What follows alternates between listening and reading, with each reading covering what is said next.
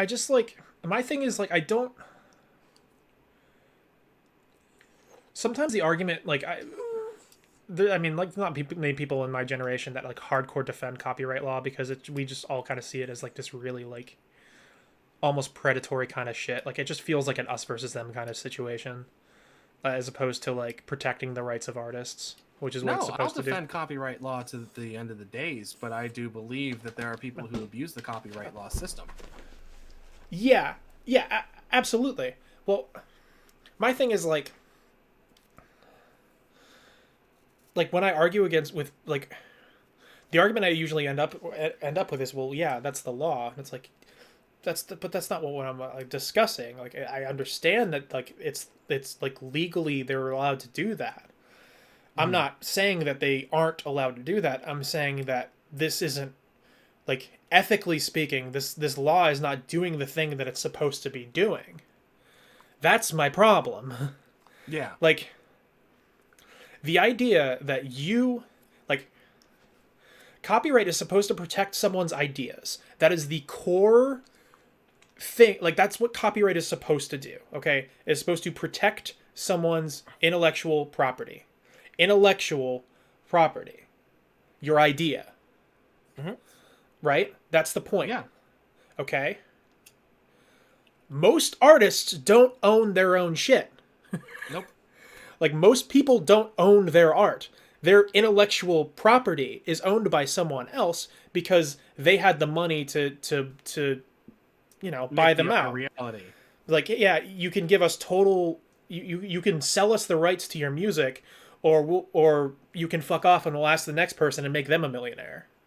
Yeah. But you don't get to have any control over what happens to your music. At least you have Well, limited control of what happens to your music, at the very Well, least.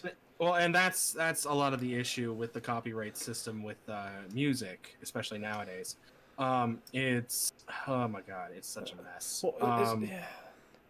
Well, because you're right, the artist doesn't retain control because a lot of smaller artists don't have any kind of leveraging power against these Yeah, companies to get a better deal.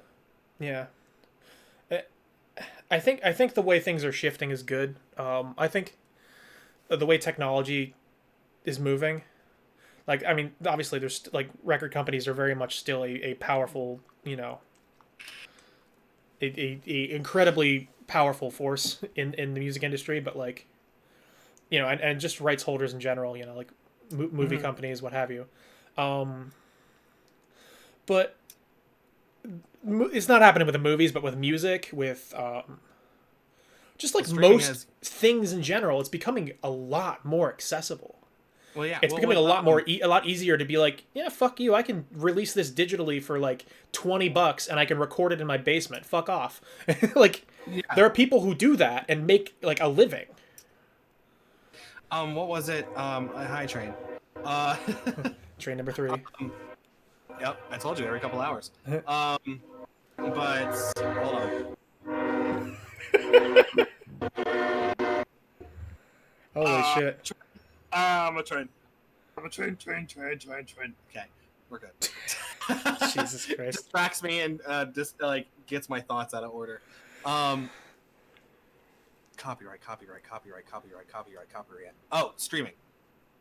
Uh, streaming has and the streaming platforms that we use have made music so much more accessible to people. Mm-hmm. For not much money at all per month, Mm-hmm. like comparatively to how much you would spend on CDs Yeah, and individual MP3s. that's the other end of the stick there. Is just that Oh, artists to make no fucking money off of streaming services, and that's now become the primary source of income, yeah, as it's opposed to supplemental income. Yeah. yeah, it's a give and take. It's just like you either go back to the ways of effing over the consumer when it comes to music discovery, or you eff over the artist for the consumer. Yeah, well, yeah, that's. I mean, you're onto something there for sure.